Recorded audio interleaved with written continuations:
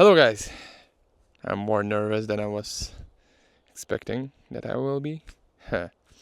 Hello guys, welcome to my channel. Who am I and what I am doing on your screens? My name is Chris and I quit my job.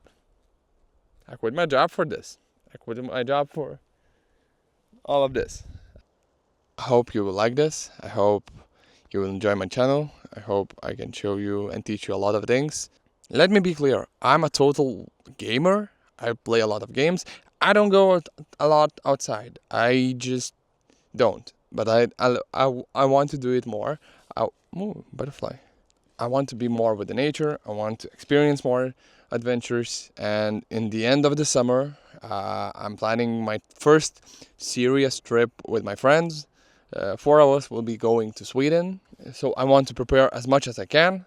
I want to learn as much as I can and not to give up on that trip, because the trip's goal will be survive 7 nights in Sweden forest, and the main goal will be you eat what you catch.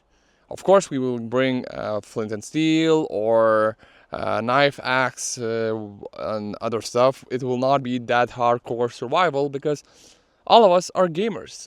All of us don't know nothing about the nature, and it will be our first serious trip.